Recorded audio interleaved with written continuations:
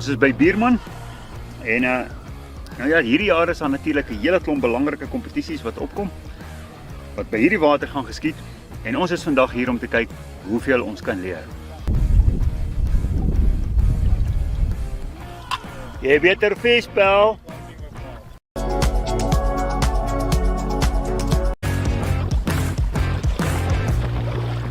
Ons is by Buurman en nou ja, hierdie jaar is daar natuurlik 'n hele klomp belangrike kompetisies wat opkom wat by hierdie water gaan geskied en ons is vandag hier om te kyk hoeveel ons kan leer. Jy beter visbel.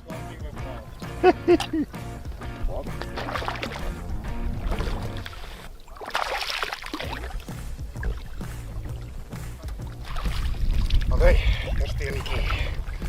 So dit is die 65 kolletjie wat mooi deurkom. Mooi maddie. 85 meter nuggets en 'n klein bietjie stinkvoete. Ek dink my skep net is te klein vir die een. That's it. Well done. That's how it's been done. Ster. 'n Klein hoekie kan 'n groot vis ook vang. Ja, ek het hierdie ouetjie gevang op 2 Jana pitte. 40 meter. So ouma en kleinkind. Ja, nee, ek dink dis Sissie. Ek dink dis Sissie en dis Baba Boetie.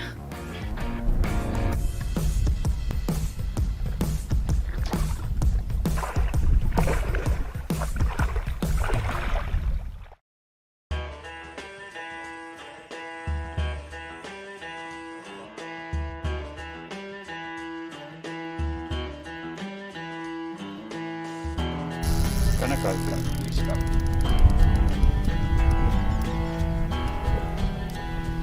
Hierdie ding loop so. Dink amper is 'n karp.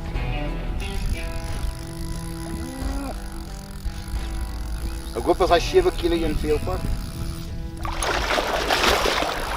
As ek weer op die haak gewees. Oh my soul. Ek moet daai ding sien. Ek love visvang. En as ek so vis aan het, maak my hart so. Ek voel, hy maak so. Daar is hy.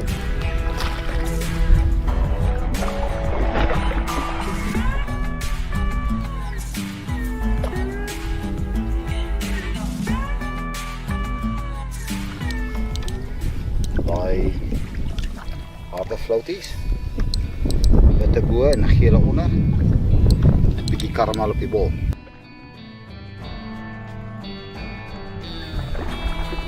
Hey, well done. Oh, fyn. Maar wat sê, as jy die 20 steek van my so dan. Ek dink dis moeilik.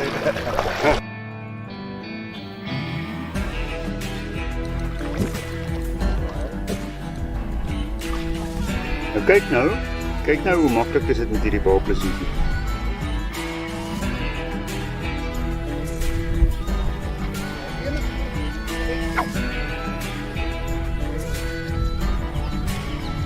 Stefan wat altyd vir ons fishing on a student budget doen.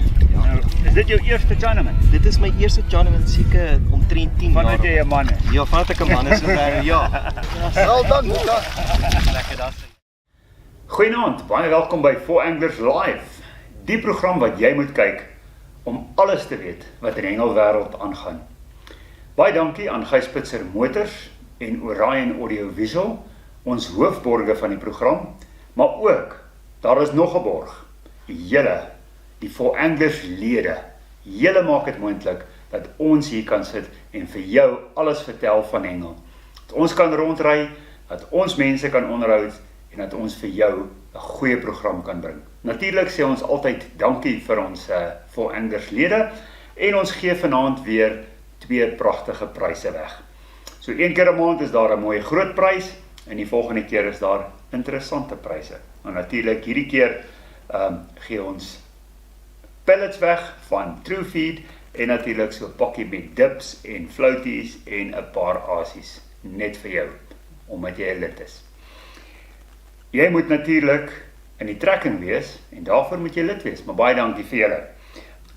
Julle moet ook onthou, in die begin het jy gesien, ons het so 'n paar plekke gehengel, en jy kan daar die video's gaan kry op Four Anglers se YouTube kanaal. Julle sal sien, die eerste gedeelte by Bierman is reeds beskikbaar, jy kan hom gaan kyk, en die volgende een wat op pad is, Arabidam. Julle het so 'n paar stukkies daarvan, van daai lekker kry gesien. Maar as jy wil weet waar jy kan gaan hengel, gaan ons vir jou in 'n hengelkalender vertel, watter kompetisies kan jy deelneem, waar kan jy heen gaan, wat is daar om te wen en so meer. Ons lesers is natuurlik belangrik en Lona gee vir jou presies die resep wat jy moet doen om ook op die skerm te verskyn. So, maak seker jy stuur joune in. Performers Corner, dis die plekkie waar ons met die presteerders van die afgelope week gesels. So ons gesels met 2 presteerders. Nie direk na mekaar nie, so 'n paar plekke in die program, so moenie weggaan nie. Ons gesels met 2 jong hengelaars. Walter Fraser, wat bykans 90 kg gevang het in 'n 6 ure skoleliga. En dan een van die, ek wil sê opkomende dames, maar sy is eintlik al klaar daarbo. Is een van die jong dames wat in die senior afdeling sommer daarbo geëindig het en op die podium gestaan het. Ons gesels dan natuurlik met Mia de Tooy oor haar ervaring, nie waar nie, by Vaaldam, Jackie Leonard. Die mynmanne diepsee hengel kompetisie het plaasgevind by Sodwana en my groot vriend Piet Pompies, dis wat ek hom noem, van hy so nie net 'n hengelaar nie, maar hy is ook 'n sanger daarvan die DJ Ossawa farm. Hy is natuurlik Pieter Riesmiller. En hy gesels met ons oor wat het gebeur by die mynmanne kompetisie. We also have a very exciting series that starts around bass fishing, but we are giving you a nice intro. I went to Tackle Cabin to have a nice basic setup. Walk with me through this episode and see what I picked up in terms of basic bass fishing. But remember, there's a full version of this on Four Anglers YouTube channel. You can go and watch that. It's almost half an hour of detail in terms of what you can go and buy and what you need to start bass fishing. Daar's natuurlik ook 'n reeksie wat volg waar ons kyk na junior bassing en ons het vir julle die vorige 2 episodes het ons al so 'n klein insetseltjie gegee daarvan waar ons die Northern Division Bass Juniors volg. Nou, ons was by hulle SA's gewees en ons het so 'n klein deeltjie wat ons met julle deel daaroor. Kyk gerus hierna.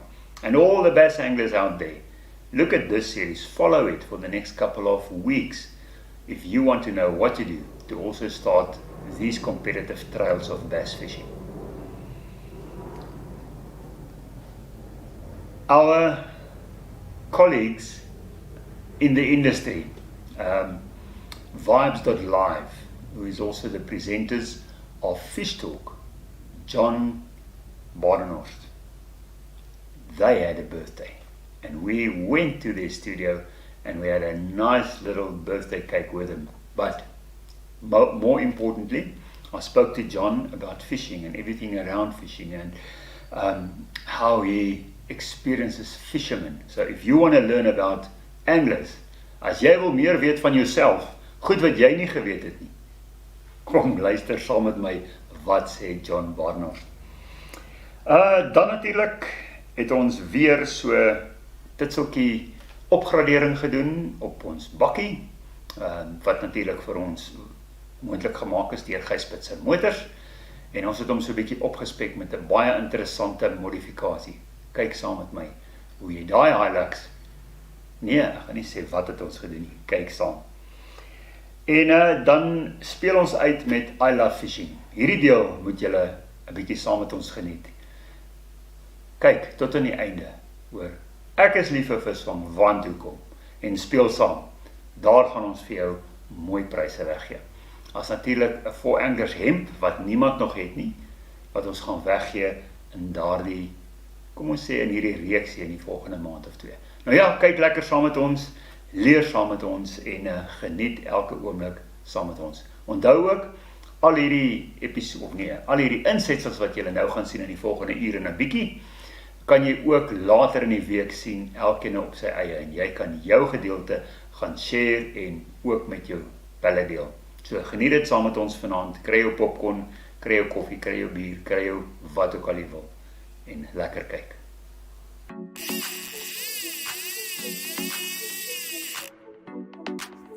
The Umlalazi Kuta Classic is taking place 30 and 31st of March in Richards Bay. You can win R80,000 cash prize for the heaviest kuta. The weekend of the 29th to the 31st of March is another opportunity to go and catch some kuta. This competition is hosted by the St. Lucia Ski Boat Club, but it is also open to jet skis and kayaks. Come and win some nice money. This is a very interesting competition. It is the NDE Pairs Classic. There's 60,000 Rand up for grabs. It's hosted by Promania, but anybody can enter as a non-member.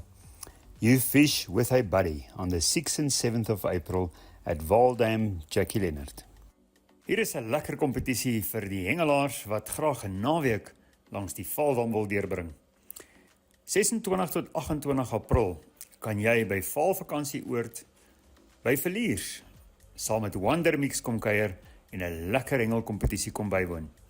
Dis egter alles net gooi en geen drones, canoes of aasbote word toegelaat nie. Maar daar is talle pryse. Daar is verskillende kategorieë, overall, swaarste sak, swaarste karp, baber, moddervis, enkel kategorieë vir kinders onder 12, vir dames, vir mans, selfs vir die kleinste vis en natuurlik vir supporters. Baie pryse vir jou om te wen. Kom gerus saam en bespreek nou by Alta. At the end of April, Echo Care Trust is hosting the Bloemhof Bonanza again. The courier guy brings you 100,000 Rand in cash for the winner. The biggest bauble will also get you a 5,000 Rand cash, sponsored by Gijspitzer Motors, and a hamper worth 7.5 from Big Cat Popper. Hier is enetjie spesiaal vir die sosiale hengelaars. Mianzi en my is 'n lekker kompetisie. Dis sosiaal, jy kan kom saamkuier. Dis van die Saterdagoggend tot die Sondag. Jy kan alreeds die Vrydag inkom, maar jy mag nie hengel voor die Saterdagoggend nie. Daar is talle pryse en daar is net 50 penne beskikbaar. VN braai en visvang is die borg daarvan en jy kan vir skalk kontak. Here is one specifically for the ladies, and you need to pencil this date in, 9th of August 2024. It is a Promania, but is a specific Women's Day Classic hosted by Slammers. Hierdie enetjie gaan natuurlik baie vinnig uitgeboek raak. 10 en 11 Augustus by Club Amigos Rietspruit. Pragtige pryse wat daar gewen kan word, maar jy moet nou al Club Amigos kontak en jou staanplekkie bespreek. If you're a fan of St. Lucia, there are a few more dates to save. The Kuta Carnival in March that you have seen. Then 12 to 14 July, there's a Memorial Snook Derby. And in October, the 4th to the 6th, there's a 12 by 12 species competition, all taking place in St. Lucia. Dennekruin Hengeloord by Rodekoppiesdam is een van daardie gewilde plekke waar groot visse gereeld gevang word. Kom wen hier R15,000 vir die swaarste karp, op die naweek van die 25ste tot die 27ste Augustus. Dit is 'n liefdadigheidskompetisie wat aangebied word deur Hoërskooltuine en daar is slegs 30 penne beskikbaar. Jy kan inskryf teen R2,500 per pen. Kom wen mooi pryse, dis vir 'n goeie doel. Nog 'n datum wat jy ook moet merk is die 31ste Augustus vir die Loskopdam Classic. This is for sure a first. Of interest to both the primary and secondary recreational fishing business sectors in South Africa is the announcement by the UK-based angling publication, Angling International, that it has responded to demands from the tackle trade. by launching a new trade show in Europe, namely the first ever Angling International live show. It is called the Hang Expo, and it will take place in Budapest from the 26th to the 28th of September. South African importers or retailers that are interested can register.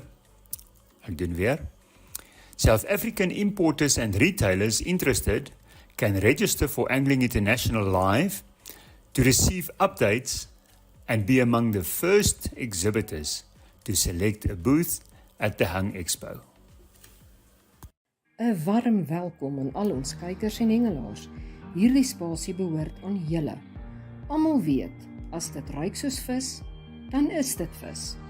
E-pos foto's van jou vis en 'n beskrywing van wat, wanneer, waar en hoe dit gevang is na lesers@foranglers.co.za en staan 'n kans om een van die gesogte pryse te wen.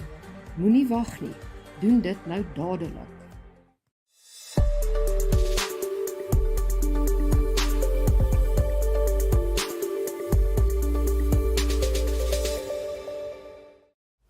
Of course, it is giveaway time to say thank you to our members that keeps us here. Baie dankie aan julle en ons gee 2 goedjies weg vanaand. Die eerste ene, 'n lekker pak voer van Super Macpack, klompie dips van Frenzy, paar floaties van Fish, Carp Fishing Masterclass, DVD. Ja, natuurlik. Nou, ek weet daar's nog mense wat DVD's kyk. En hy gaan natuurlik aan Ryan Vermaak. Ryan Vermaak, baie geluk. Hierdie sal afgelewer word by jou huis deur JKJ Express Couriers. And then the pellets, the carp pellets. Now, if you've missed where to use the carp pellets, just go back onto Four Anglers YouTube channel and go and watch when I spoke to Christopher from TrueFeed about these pellets on exactly how to apply them. I'm also performing a trial, not a trial run, let's say a product review at Bloemhof with this week. Hierdie 2 pakke pellets en natuurlik 'n videoetjie en 'n mooi sleutelhouer van Four Anglers. Kom ons kyk wie is die wenner. Johan Pretorius, joune word afgelewer deur JKJ Express Couriers. Thank you everybody and make sure you remember to be in the draw the next time.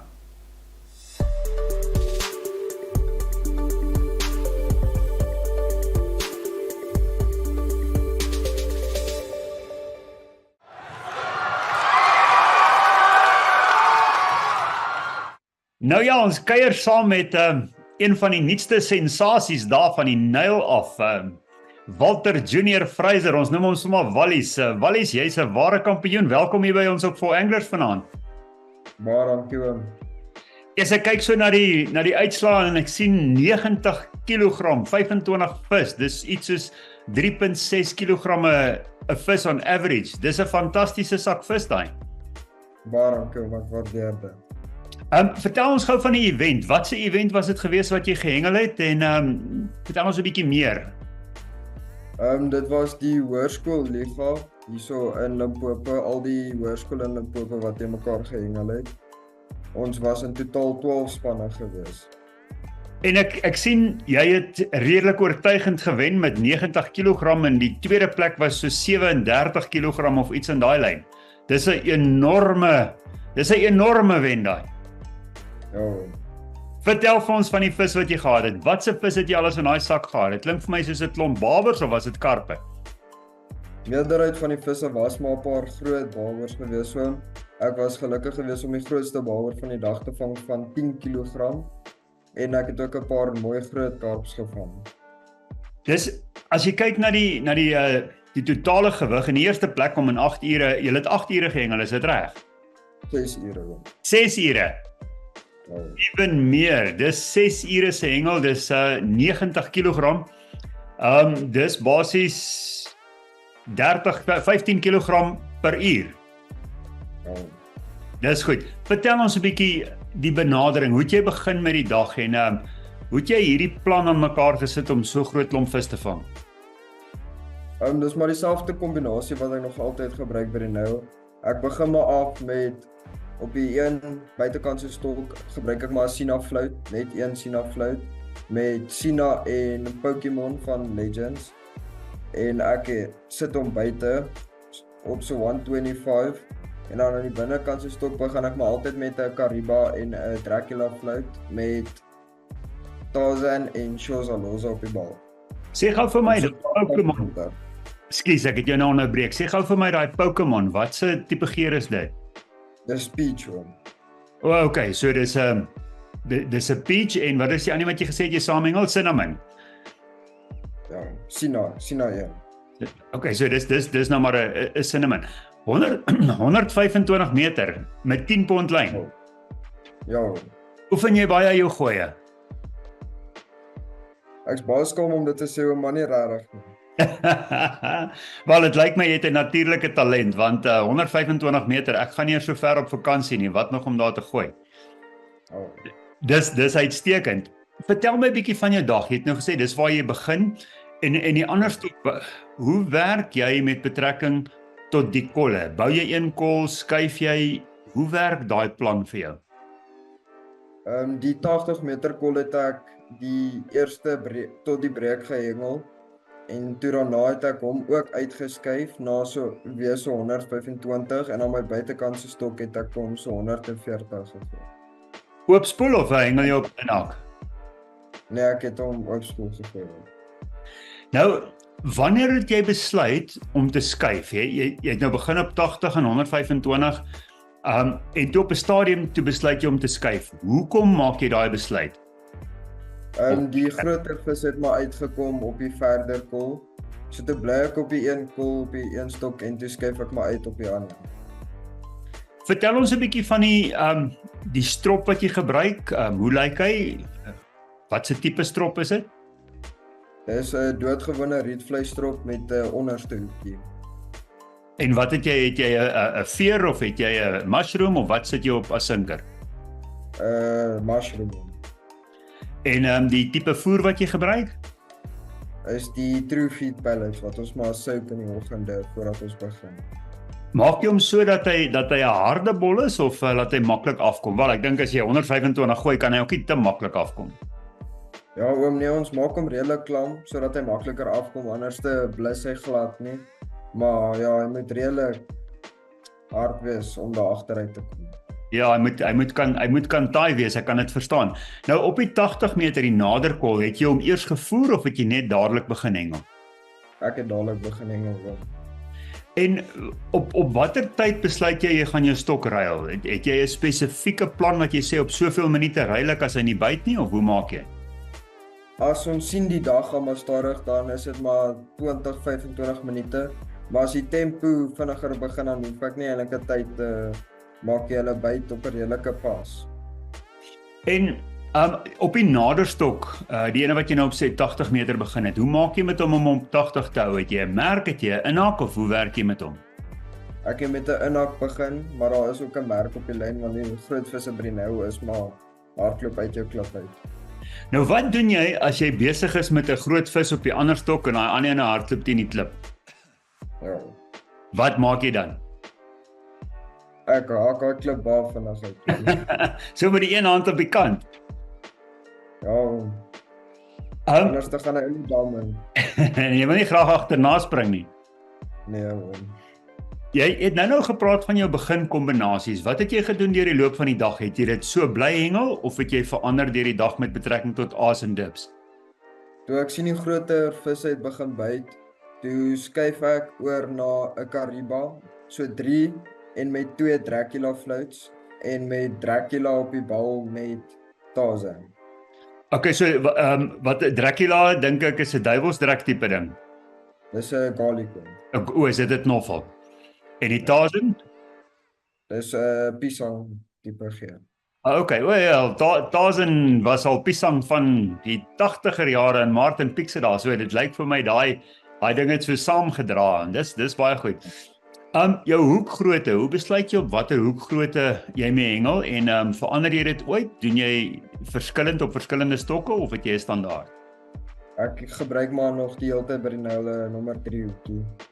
Okay, vir die babers, vir die karpe, vir alles. Ja, Laaste vraag. Hoeklengte. is 12 cm. En doen jy dit deur die bank, jy verander dit nie? Nee, glad nie, ek verander dit glad nie. Al die stroop is presies dieselfde. Okay. Wel, dit lyk vir my, jy het 'n baie mooi uitgewerkte plan wat vir jou werk. Ek is baie beïndruk oor die manier hoe jy dit gestruktureerd doen. En hoe jy dink oor hierdie storie met die groot visse, veral as jy daar agter hengel. Ek neem aan jy hengel daar agter omdat jy dan soort van in jou liga alleenig hengel. Ja oom, daar's nie veel hengelaars op die oewer wat daar agter vang nie. So ek hengel maar op my eie lyn en dan kry ek maar so nou en dan daai groot visse wat mooi uitkom. Hoeveel van daai groot babers het jy gehad? Ek het die een groot 10 kilo en die res was maar so tussen 3 en 6 gewees. Okay, maar 'n 6 kg baber en as jy so 'n klompie van hulle het, bring gou-gou daai average op. So, Ja, dis wel gedoen. Wel, Wallis, van ons kant af by For Anglers, well done, jy het uitsonderlik presteer, baie geluk.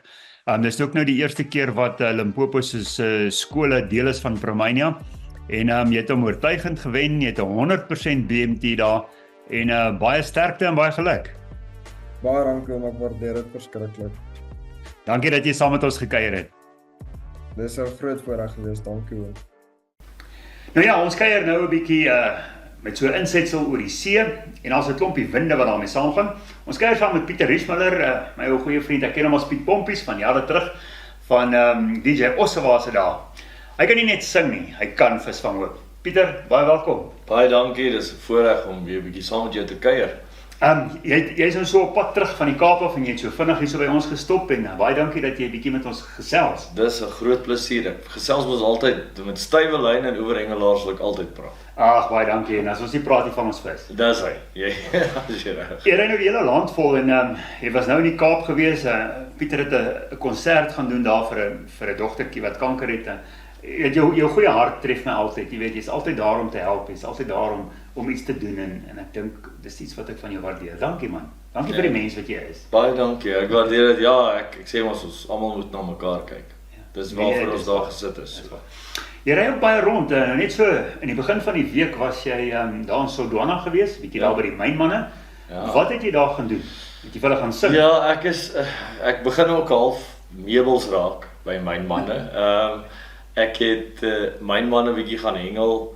Elke jaar Maart maand is die mynmanne, dan kom die manne van die myn in die bote en kom hulle by mekaar en dan is dit groot kompetisietyd in Sodwana. Natuurlik vir gamefish en vir bullfish. So die manne kom en ons het 80 bote wat inskryf. Dis 'n hele klomp. Hoe lank is die mynmanne kompetisie? Dis 'n hele week. So die mynmanne kompetisie begin gewoonlik die opening is op 'n Sondag aand. So die Sondag voor die week en die openingsaand en dis waar alles nou gebeur en daar word 'n bootveiling ook gedoen en Wat gebeur by die bootveiling? Hoe werk dit? Interessant, jy weet, die manne bi op die bote wat hulle dink gaan wen vir die kompetisie. Ja.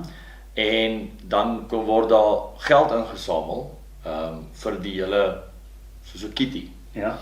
En op die einde van die dag, as jy nou 'n boot gekoop het wat jy dink gaan wen en jy het hom gekoop, dan kry jy 'n baie groot gedeelte van daai totale kitty wat ingesamel is. As die boot sou wen. Ja.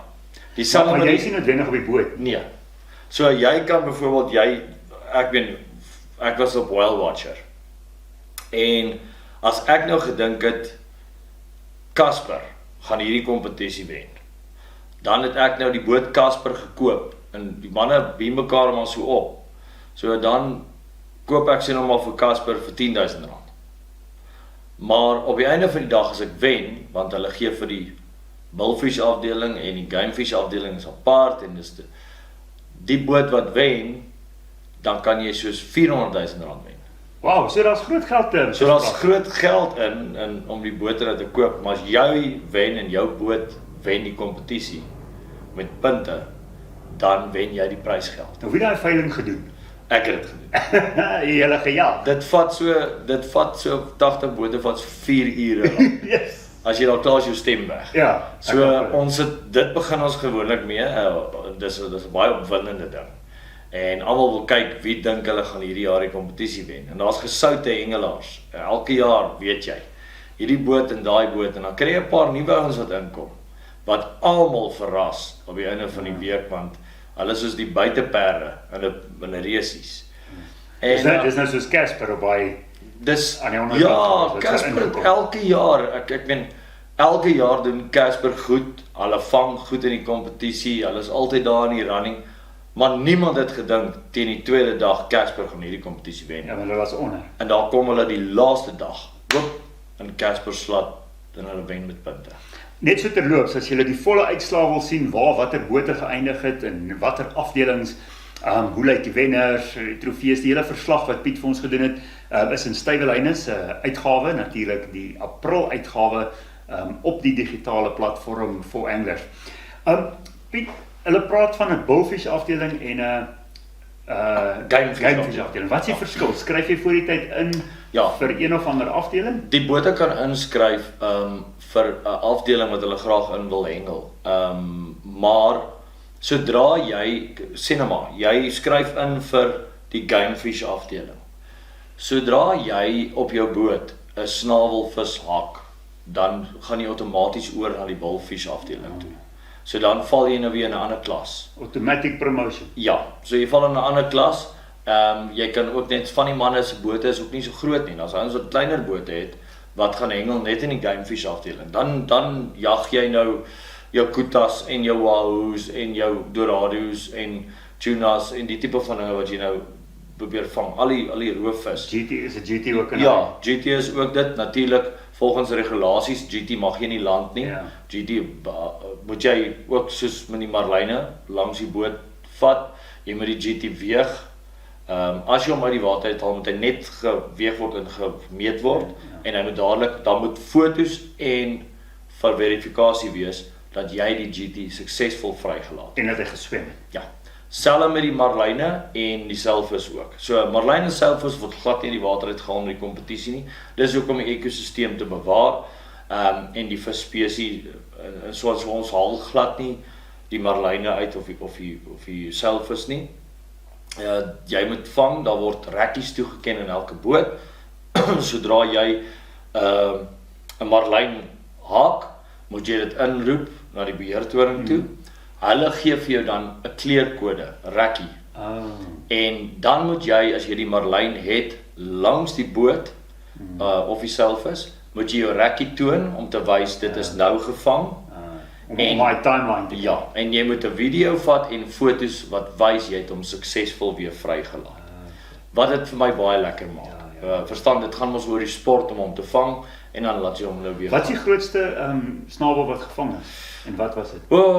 Geen idee nie. Omdat jy hom nie kan weeg nie, omdat jy hom nie uit die water uithaal nie. Maar ek dink, kyk op ons boot het ons die maandag op Whale Watcher swart marlyn gevang van so 120 kg. Nou dis nie baie groot nie. As jy vat, weet, verder noord kom daai 350 kg oudjies uit.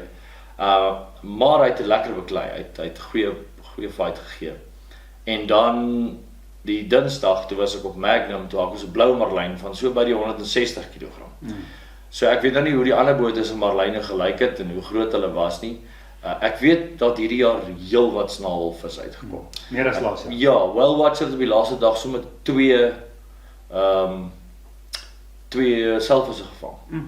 Wat dis was baie skaars as die twee seilvisse op een dag so maak. So daar is die snavels het vir my meer as laas jaar uitgekom en beter as laas jaar uitgekom of daar's meer hoekans gewees. As jy gaan kyk die tydperk wat ons kon vang in die kompetisie. Ja, die weer het ingekom. Daar's 'n sinkloon wat ingekom het en in Mosambiek was dit terrible geweest. Vertel ons bietjie wat daar alles gebeur het en hoeveel dae het hulle verloor as gevolg daarvan? Ja, daar was 2 dae wat verloor was. Maandag en Dinsdag, die maandag en Dinsdag het ons uitgegaan op die see.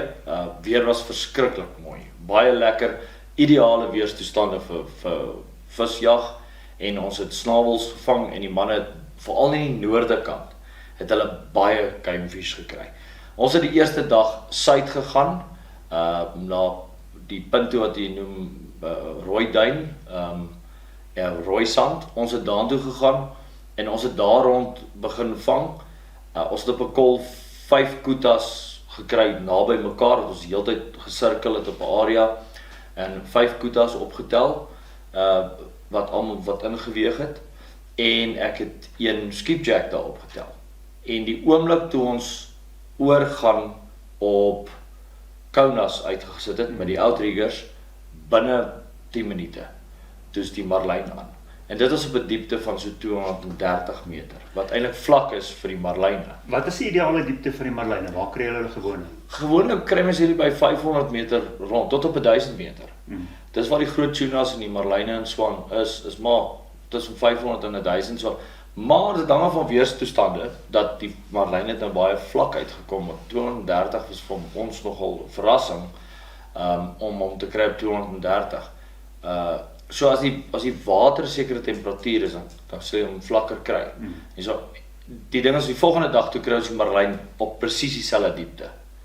Wat ons ook eers gevang het vir gamefish, maar toe het ons noord gegaan. Maar die eerste dag wat ons suid was, het al die bote wat noord gehardloop het, verskriklik baie gamefish gevang. Dorados het ingekom, groot kutas, groot wahoos, tunas, amberjacks, alles wat daar gevang was. En ons het by onsself gedink, maar miskien moet ons die volgende dag noord ry. Ja, toe gaan julle noord. Toe gaan ons noord. Toe is die vis weer baie stadiger noord en meer suid die volgende dag. Nou, so ons het hom verkeerd gelees, maar daarin, om aan te sluit by die weer, ekskuus, daarin het ons, dink ek, die weer het 'n rol gespeel en ek het dit nie in ag geneem nie. Die vis was beter noord gewees, toe die laadrukstelsel inkom van die sikloon, toe drukte die vis af suid. So daai dag wat ons suid gehengel het, was die vis nog nie so laag af nie. En die van Mosambik af het daai laadrukstelsel die vis afgedruk. Toe die manne in noord baie goeie vis gekry. Maar die oomblik toe dit nou draai die Dinsdag, toe dit nou verder afkom, toe was ons noord op gewees en toe was die gamefish baie stadiger, maar ons het 'n mooi blou marlyn gekry, ook op 230 meter. Jy was die tweede dag was jy saam met John Matambo. Dis korrek, ja. Saam een van die mees ervare skippers wat ek nog mee saam gewerk het op die see. Ek noem hom. Hy is 'n masjien op die see. Ja, absoluut. Kyk, John is 'n cowboy. Nee, hy is. Maar hy verstaan. Hy ken die see. Hy ou kan vir jou as hy launch kan hy, dit maak nie saak hoe groot die golwe is en wat so. Hy vleg deur hulle. Hy op die see weet hy presies waar, wanneer, hoe, ken elke plek op die see, veral in Sodwana area. Hy het die blou marlyn wat ons gevang het, was sy 395ste marlyn wat hy gehaak het in Sodwana. Yes, nou ons gaan vir julle die fotootjie daarvan opwys met Piet saam met hom op die boot. Nou, intussen van die einde van die mynmanne kompetisie op die Saterdag was John uit op die see en om een of ander rede, een of ander manier het sy boot verlore geraak, hulle die boot later gekry uitgebrand. Dis nou, vandag is Maandag, so ons weet nog nie regtig wat daar gebeur nie en ons hoop van harte dat teen die tyd wat hierdie program uitsaai, dat John Matambo veilig gevind is en dat alles in orde is. Maar ons is so bietjie bekommerd, bietjie besorg op hierdie stadium. Ja, hy's 'n baie goeie, ek dink dit is maar die omstandighede wat nou al uitgekom het en dinge in die nuus van wat gebeur het op daardie dag. En daar was een persoon saam met hom op die boot gewees, dis wat ons kan sê. Meer as dit kan ek nie sê nie, want natuurlik is daar dinge wat vertroulik is, maar ons hoop regtig van harte en ons bid dat hy gevind gaan word. Nou ja, julle kan Piet se verslag lees op die Stuyvelyne. Pieter, ek weet jy het nou nog vanaand 'n entjie om te ry, so ek gaan jou nie te lank hou nie. Baie dankie dat jy daar was en gaan kuier het en vir ons die storie teruggebring het en dankie dat jy by ons kom kuier het. Ons waardeer dit. Dis 'n groot plesier en ja, die mynmanne hierdie jaar was so 'n bietjie ontwrig deur die sikloon wat ingekom het, want hulle het net Maandag en Dinsdag en Vrydag gevang, maar dit was Woensdag en Donderdag Blouheld gewees. So dit het die kompetisie korter gemaak, maar nog steeds die vis het pragtig uitgekom en die gees van die ouens by die mynmanne. Maar dit is altyd so lekker. Ja. Een van die lekkerste kompetisies wat ek in hengel en ongelooflike mense wat daaraan deelneem. En dis altyd lekker om dit te deel. En dit is lekker om dit met julle te deel. En dankie vir die ondersteuning. Wel, eendag kom ons dalk ook nog daar uit. Maar jy moet voordat jy gaan net so kom. Ons kan nou nie laat jy by Four Anglers wegloop sonder 'n ou flesie Baie van dankie. Four Anglers Live om vir jou te sê dankie dat jy vir ons kom kuier is nie. Ek gaan my Four Anglers Live flessie vat en saam met my op die boot rondry. Want daar's dan niks lekkerder as jy lunch in die oggende hier 4:30, 5:30. As jy nie 'n lekker koffietjie by jou het nie. Ja, dit gaan my koffievles wees. Pieter, baie dankie en jy moet veilig ry. Baie dankie, baie dankie. Wel, ons gaan nou 'n bietjie verder kuier.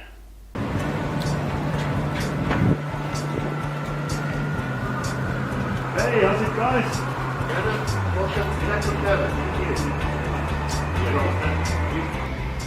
Kieran, thank you for welcoming us into your shop, and this Meyersdal area is actually quite a nice one with a mug and bean and everything here. You can do some shopping and Mum can actually sit and have a breakfast or something. Yeah, Mum can even go down to Sorbet downstairs and that gives you a whole hour in the store. Oh, okay. Basic bass tackle. I'm here to just get a basic setup. Let's start with rod and reels. What do you recommend? 100%. So the first thing we need to remember with bass fishing is that we have two main facets of bass fishing. We've got our spinning angling and we've got our casting angling. 80% of what Tackle Cabin carries in stock at any given time is for the general angler. So it's a rod that can do 90% of what you're looking for. If you take a typical bass casting setup, you're going to be looking at about a 7 to 7'2", medium heavy fast action. So we've got the ProRex rod and reel combo here. Is it this It setup? is a fantastic setup. That is it over there. We've got it ready to go for you. We've got it spooled up with your 8-pound braid. It is probably one of the most versatile ranges that we carry in And if you store. spool it light, it will cast a mile. Absolutely. So now this is my favorite part of bass fishing. I love casting fishing.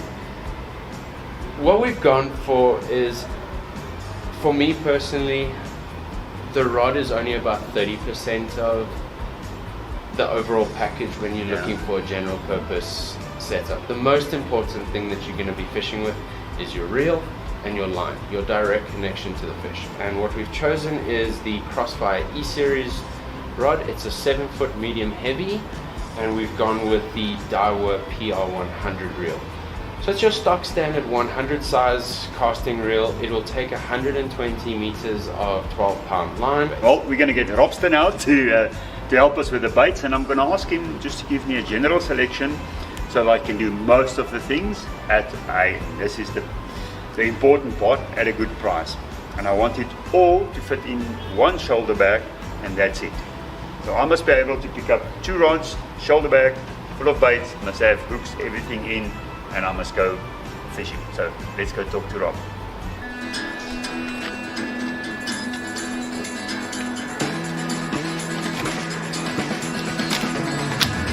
Okay, Rob, thank you.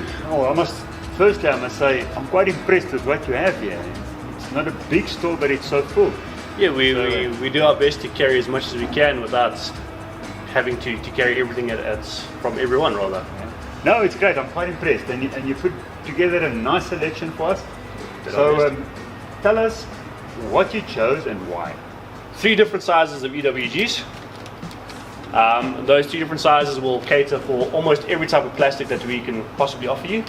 Another great little option is a wacky or a Nico hook. This is a Titan X from Mustad.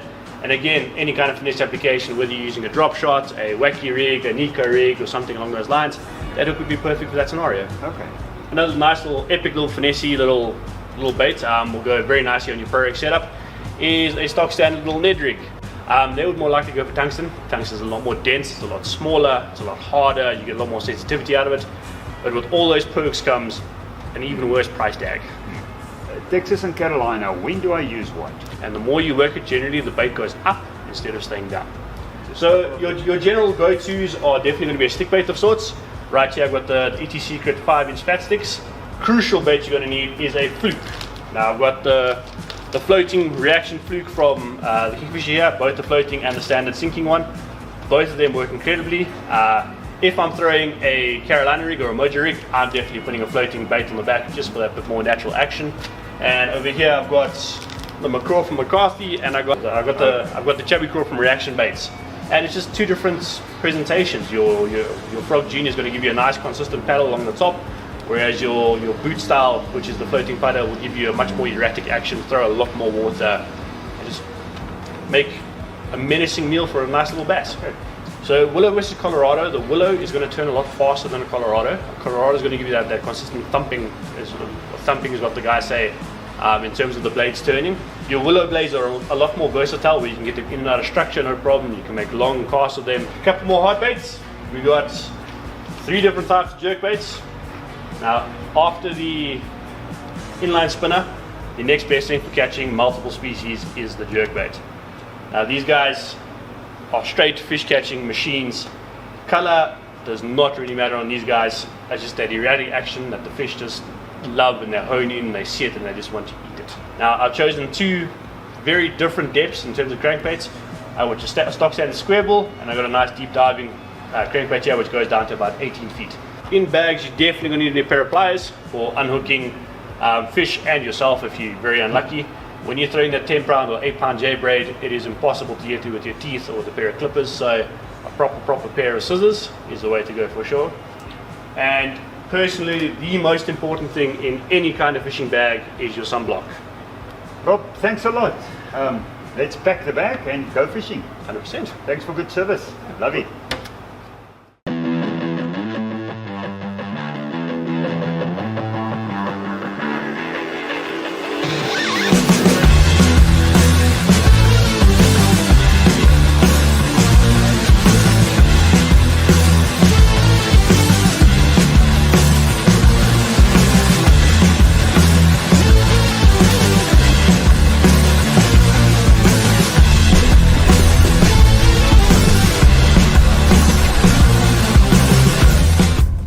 We are at Rustenwinter Dam with the Junior National Bass Championship. It is the SA Championship where all the different divisions are competing. So follow us around. We are going to look out for the Northern Division, and we're going to follow that team. We're going to zoom in on them, and we're going to chat to them about bass fishing. Why? Because we need to get more bassing kids on the water. And everybody out there, we invite you to be part of it. So Tinus van der Linde will be your contact person over the next couple of months where we run this series. We also want to say thank you to Tackle Cabin that makes this possible. Enjoy us on the water. Let's go find those kids and see what they can teach us about bass fishing.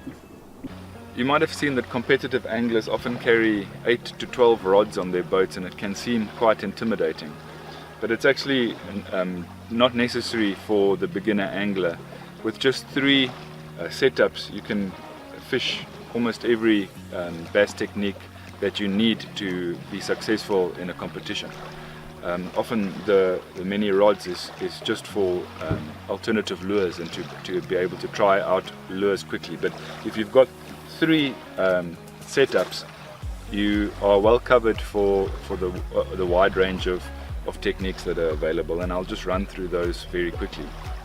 The first, and this is often where beginners start, is a spinning setup, and what that consists of, it's a spinning rod, normally about 7 foot, and a spinning reel around 2,500 size for bass angling. And what this is used for in this 3-rod setup is for finesse fishing.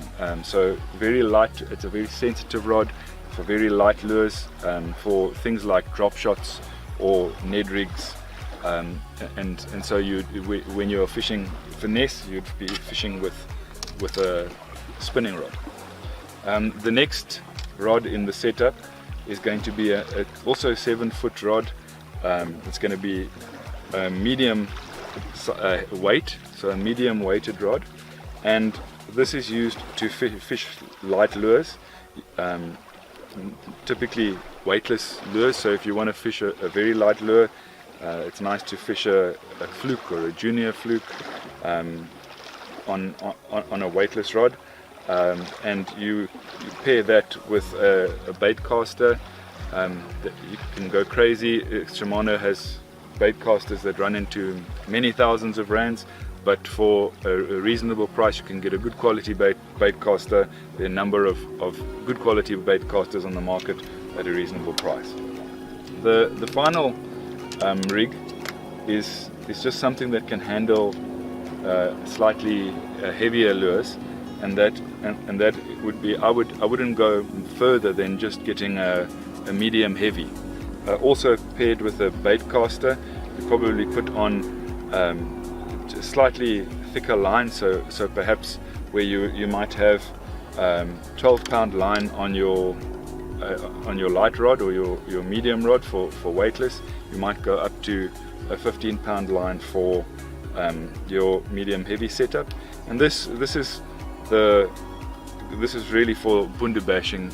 You'll do everything from fishing Texas, which is just a single weight with your hook, through to, I would use this in my arsenal to fish frogs, and the heavier lures as I'm attacking a competition. I personally fish with 3 rods, and I have been it's been very useful to me to only have those 3 options.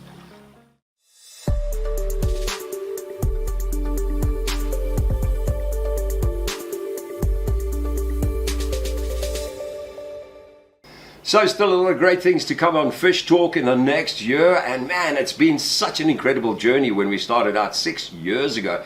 Oh, 6 years! Happy birthday to you! Oh, Vander Libbe! To you! Hey, my boy, how's it, man? Welcome. Congratulations! So, thank you very much, sir. Thank you. 6 long years. 6 or years. Short ones. Well, you know what? It's been short and it's been long. It was short during the COVID because everybody wanted. Actually, it was long during the COVID because everybody wanted to go fishing. But it's been a journey, and I mean, you've been a part of this journey as well, man. Well, congratulations! You have to blow that out. Okay, 1, 2, 3, 4, 5, 6. There we go. So makkelijk. Well, we are visiting John in his studio. Hello, everyone. Now, John is Fish Talk, is Vibes.live.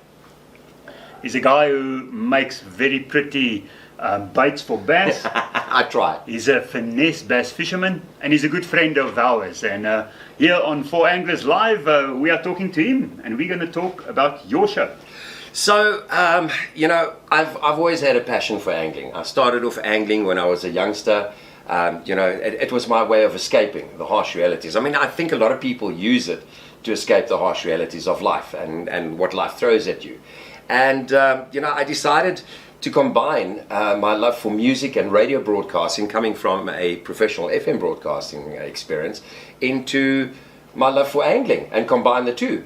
So Wow, we started off Fish Talk as a show by anglers, for anglers, dedicated to anglers. I like the 4 Anglers part. We're on the same page with that. And celebrating 6 years. It's been an incredible journey. We've had some amazing guests. We've had some incredible experiences.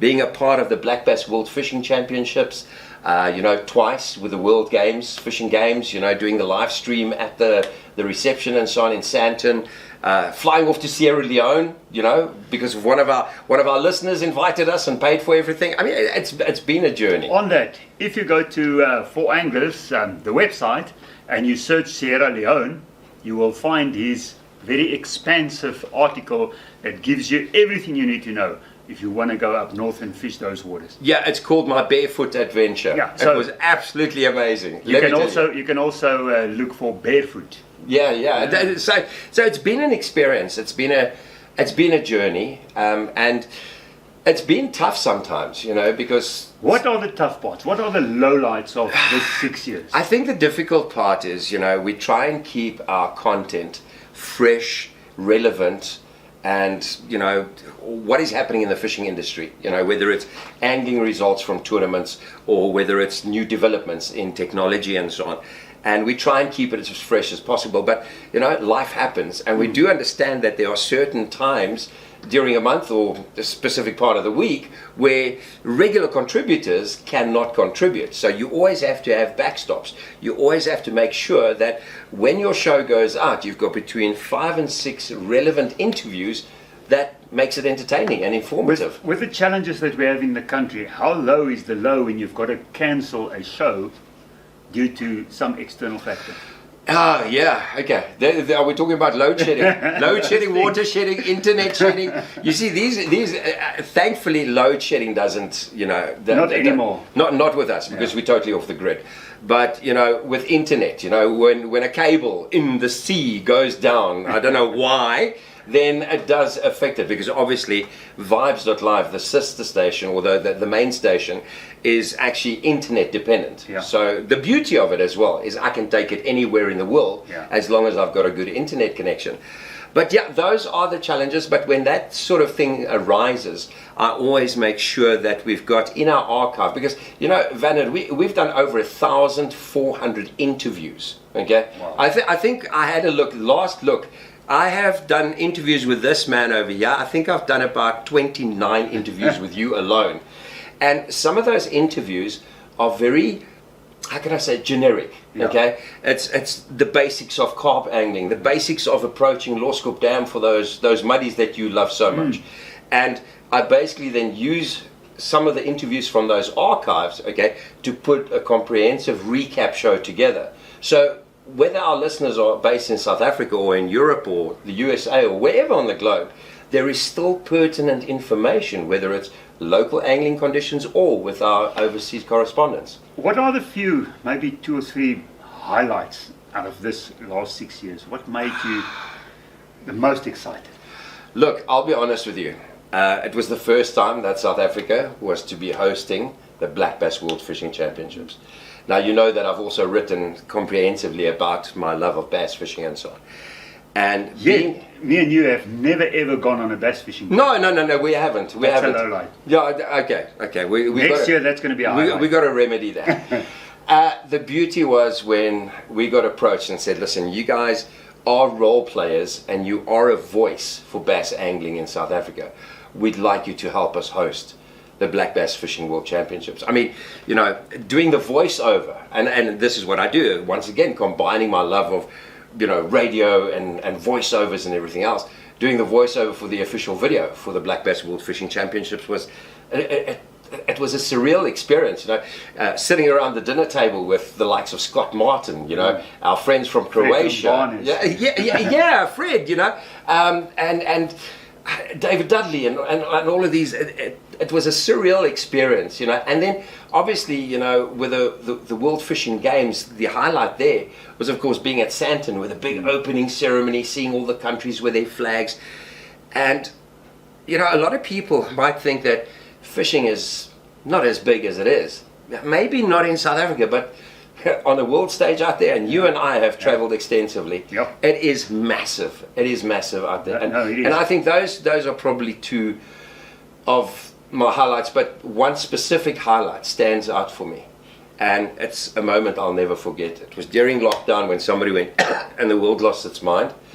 We were all in lockdown, nobody could go fishing, nobody could do anything, and we got word that angling might open up for our local community.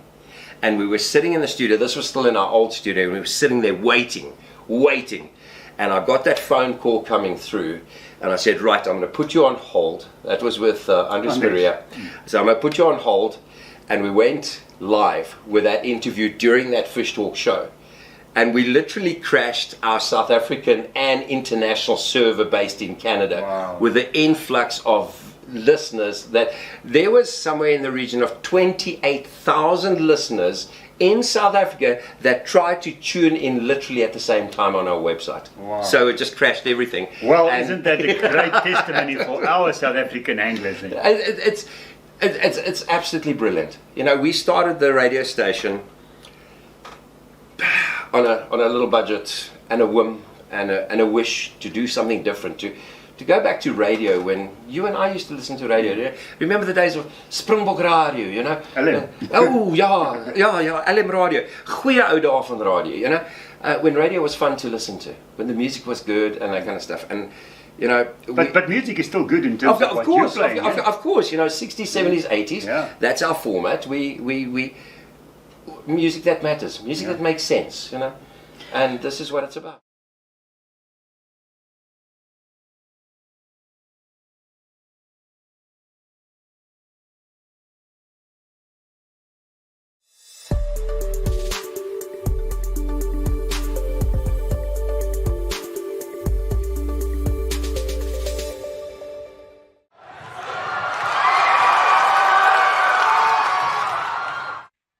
Nou ja, ons gesels met Mia de Tooy, een van die jong dames. Ek wil sê opkomend, maar as ek kyk na resultate, is dit lankal nie meer opkomend nie. Sy sal al lankal daarbo, een van die uitblinker hengelaars, en ons sien dit nou in die afgelope Promania ook. Mia, baie welkom by ons. Baie dankie oom, dit is voorreg om hier te wees. Ek sien jy het Jackie Leonard gehengel soos 'n kampioen daar tussen die manne. Ja, nee, dit was baie lekker. Ek het glad nie dit verwag toe ek die oggend op die oewer daar aankom nie. Toe jy op die oewer aankom, wat het jy gesien voor jou? Watter pen was jy? Wie was om jou? Vertel ons 'n bietjie die storie. Toe ons daar aankom, ons het net by die klipkoppie gesit van die vorige naweek, is dit waar hulle daai groot sakke soos klein vissies uitgehaal het, toe het ons maar weer daar gesit. En ek het gelukkig reg by die klipkoppie 'n pen gekry. Langs my daar was net ou ooms langs my, ek was baie bang, want ek was die enigste jong dame daar, so dit was nogal bietjie, weet nie hoe om te voel nie, maar ja. Intimiderend geweest. Ja, dit was intimiderend geweest.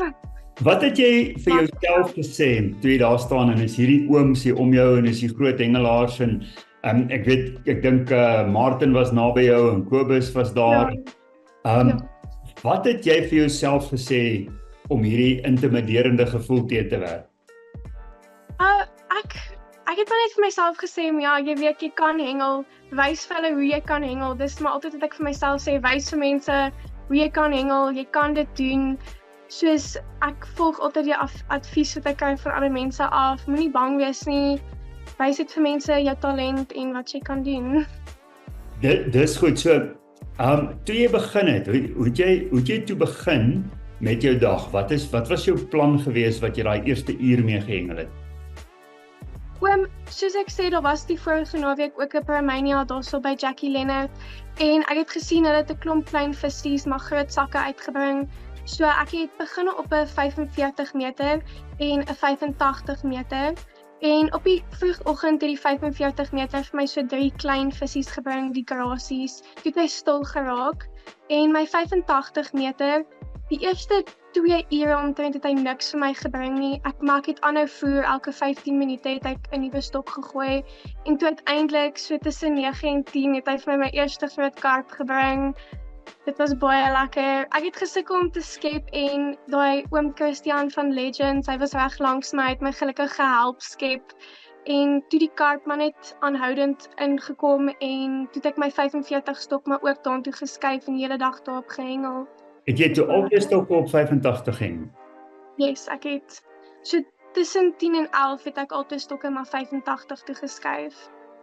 As ek kyk na die resultate, 24 vis, 31 kg, en as ek kyk na die wenner, Kobus Pittenrich, hy het 34 vis gehad, 28 kg, so jy het by verre die swaarste sak gehad, so jy het mooi groot vis gevang. Ja, nee, dit was daar agter op 85, was dit net vis na vis, die groot karpe wat uitgekom het. Soos ek sê, nou en dan was daar 'n klein muddy wat ingekom het, maar dit was meestal groot karpe. 24 van hulle, so baie mooi resultaat daar. Wat was jou benadering tot die groter karpe? Hoe het jy hulle gevang? So op die bom en die aas, op die boonste hoek was dit maar 'n plain harde geel flout, en dan op die onderste hoekie het ek maar 'n Kariba wurmpie en dan onder 'n garlic flout by hom gesit, en op die bom was dit maar die twee beste Perdebyn Legend, en as hy bietjie langer gelê het, so 5 tot 10 minute langer, het ek net so 'n druppel FX by die lyn afgedrup, of hom gedip in custard en dit het gewerk. So, jy sê jy het elke 15 minute het jy geruil in die begin, veral vir die eerste 2 ure. Wat het toe met die tempo gebeur later toe die vis aan die gang kom? Wat het jy toe besluit, wanneer besluit jy nee, ek gaan hom weer gooi? Nog steeds op 15 of het jy daai tyd verander?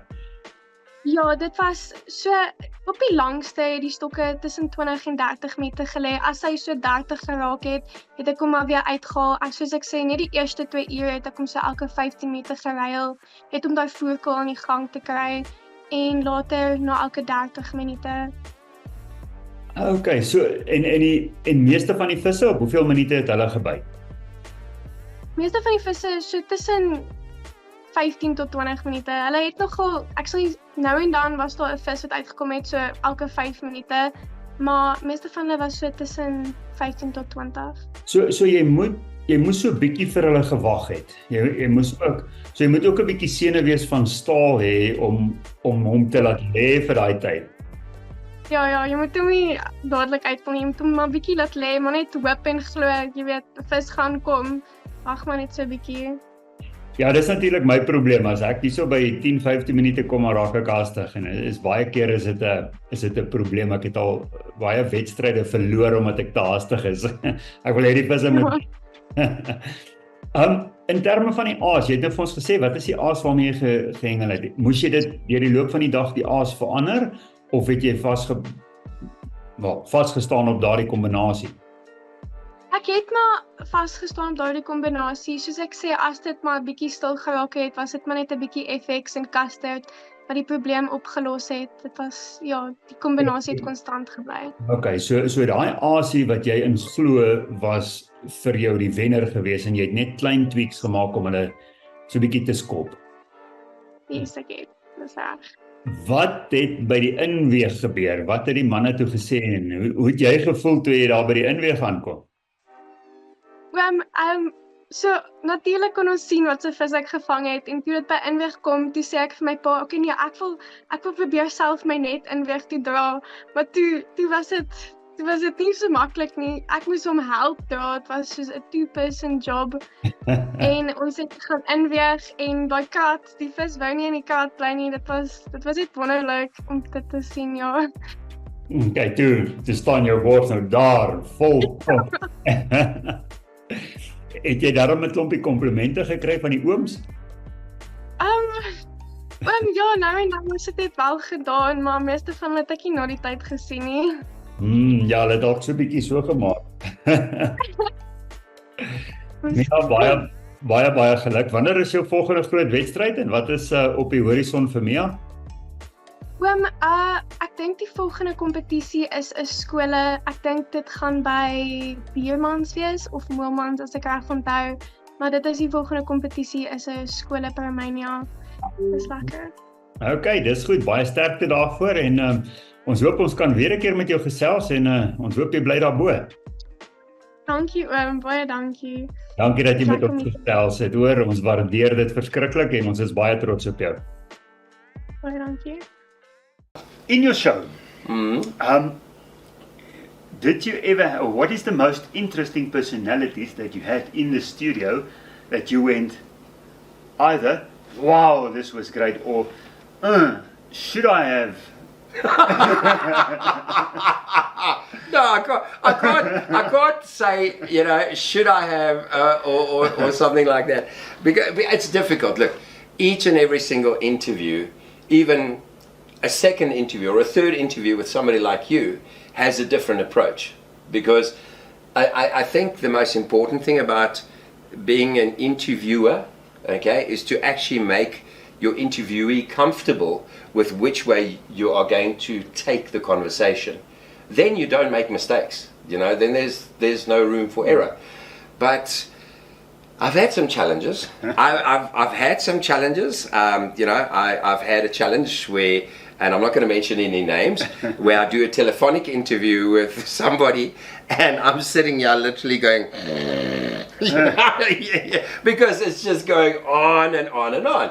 And then I've had other interviews where I've spoken to a guy, Ross Myers. Ross Myers is now a new correspondent This guy is based out in the Florida Panhandle in the USA. I mean, he goes and fishes the way you and I would go carp or bass fishing. This is how he goes and fishes for snakehead and paku and you know, peacock bass. All those extreme species. Man, absolutely amazing. And you know, when I chatted to him for the first time, I thought, I'm going to have to do some editing on the interview because of the great time difference between South Africa and there. And literally, I recorded the interview, and it was as if him and I were sitting in the studio having a conversation. One thing just led to another. And you find sometimes some people, when it comes to interviews, are actually very natural. And that is a help. But yeah, there's been a couple of challenges. Okay, so you were saying the interviewer must get the interviewee comfortable. Yes. So let me make you a little bit uncomfortable. What was the most embarrassing moment in your studio? No, I don't know. The most embarrassing moment in the radio or on Fish Talk? Doesn't matter. Now let's stick to Fish Talk. Okay, so here's the most embarrassing moment. There was a correspondent, okay, based over in Italy that I needed to speak to, and this was just after the Black Bass World Fishing Championships. Got the telephone number, everything else. So what I did is, and I like to see myself as professional, I phoned him up, made the time. Okay, this guy's got an incredibly busy schedule. So we got everything sorted out, made the time, made the phone call on WhatsApp, phoned him, did the whole interview and everything, recorded it onto my computer as a WAV file. Okay, and said thank you very much. He was heading out, you know, somewhere else in the world to go fishing. And I had already advertised and promoted that this man was going to be on the show. So, finished the phone call, went onto the computer, Nothing. And instead of hitting save, for some stupid reason, I hit delete selection. And there was no way to get a hold of him. And then when I finally did get a hold of him, a couple of weeks later, he was not very, very happy with the fact that we had wasted... That you lost his interview. Exactly. Isn't it like a line breaker? When you like have a big fish on, you play it for like half an hour, and you already imagine how you're going to hold it for the camera. Ding! Yeah, then it's like, yeah. You've already celebrated. Yep, it's the same thing. It's the same thing. But look, we try and get over those challenges, and we, you know, sometimes, especially with somebody like that, a high-profile angler, then it's a question of humble pie, you know. Technology is not infallible, but when you include your brain is too busy together with clickety-click and technology, yeah, things do happen. Then you say, I am John from Vibes to Life, and I am sorry. I'm so sorry. I'm so sorry. What attributes of anglers leaves you in awe? You've dealt with so many anglers. What are those things about anglers that you say, that's an angler? I don't think it's about that's an angler. I think, you know, and I keep saying this, Vanna, you and I have discussed this, and your viewers and my listeners will know. This is my, I'd say, my code for Fish Talk. You know, you and I and people of our age have had hundreds, sometimes thousands of hours of experience next to the water. You know, being an angler takes dedication, it takes discipline, okay? It takes respect for nature, respect for other human beings, respect for yourself. And I've always felt that one of the most important things that we can do is to impart that love of angling to a younger generation. Because let's face it, you know, you don't have the same discipline that you and I had in school. You don't have those kind of things that's, you know, instilled in you.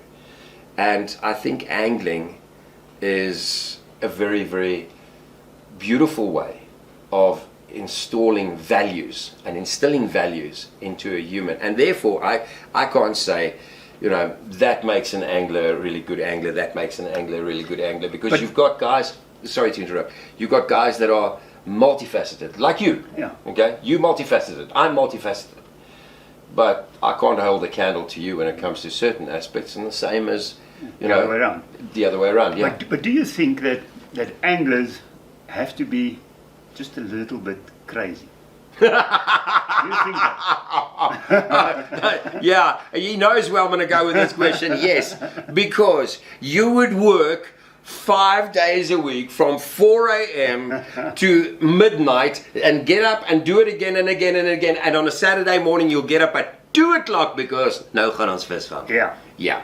So you have to... There's got to be a little bit of a little hint of madness. There's got to be a little bit of and you've met some of these mad guys. Yeah. We've met some interesting people, and you know, we've seen some interesting things out on the water, especially with fishing tournaments and so on. But John, last question. It is now into March, April, close to April. Just one or two little hints on bass fishing. For the guys out there, if they want to go and catch the last few bass before the winter hits, what's the pattern? What would you throw? Just two or three. Look, you know, there's a lot of people that will say, look, let's face it, and you'll see it in nature as well, you know, your game and all that kind of stuff.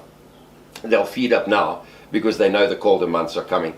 The funny thing is, here in South Africa, especially this year in particular, we've had a very, very hot and humid, you know, summer, an extremely hot and humid summer. And you know, as soon as we start having temperatures cooling down just by 2 or 3 degrees, you know, your average daytime temperatures, the fish are going to be out there and they're going to be eating. So there's two schools of thought, okay? One school of thought is, if you're going to throw plastics or baits or whatever for bass, throw the bigger ones now. Because the bigger ones are going to be coming in. They know that cold months are coming. They need to feed up. But I also, you know me as a finesse angler, I'll always also say, hey, you know what? Maybe throwing something a little bit smaller or something like that is going to trigger a bite because there's no effort in catching something small in the water.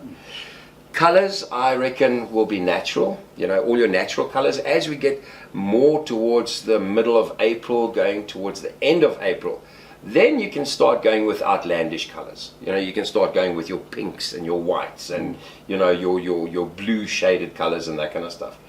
And, you know, this is also a beautiful time of the year where top water, there's just something about a bass exploding, you know. Something else. So frogs, bats, birds, you know, poppers.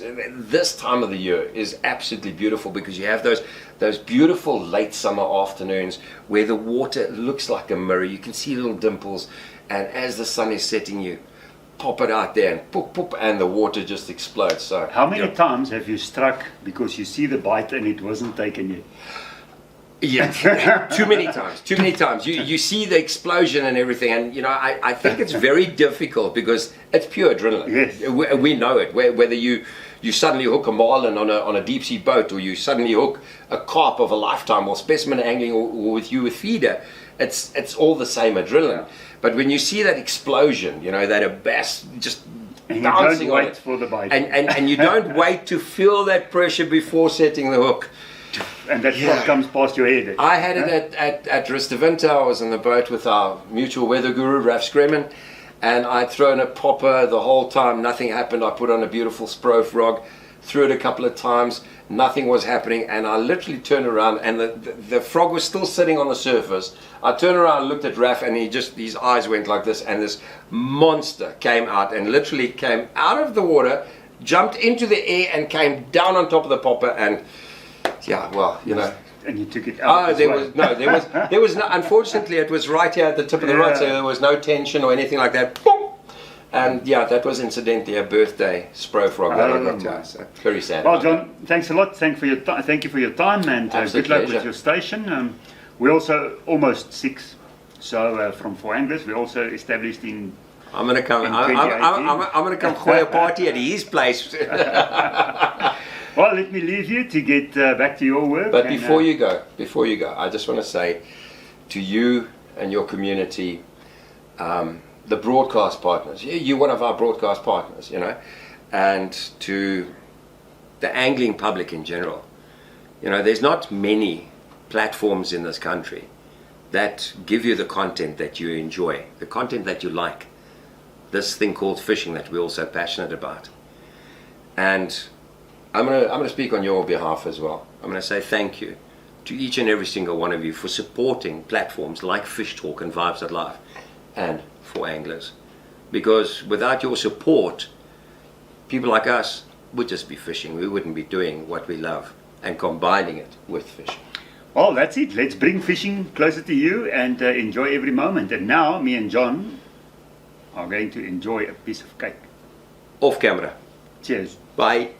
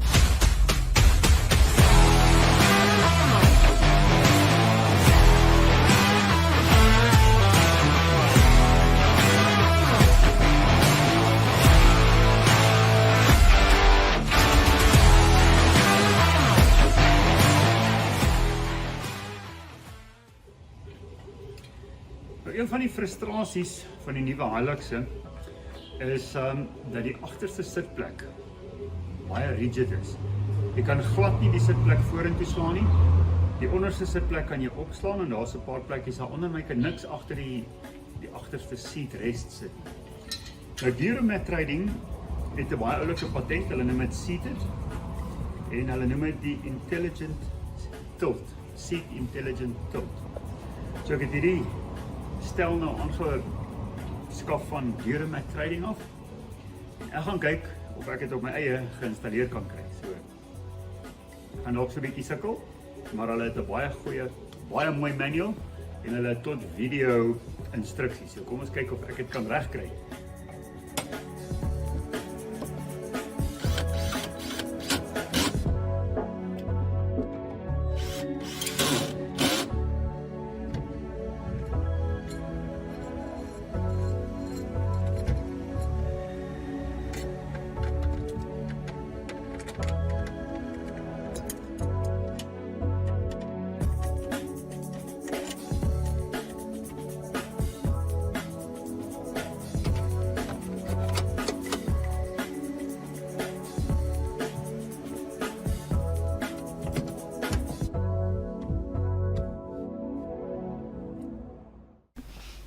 Nou ja, baie dankie dat julle saam gekyk het vanaand.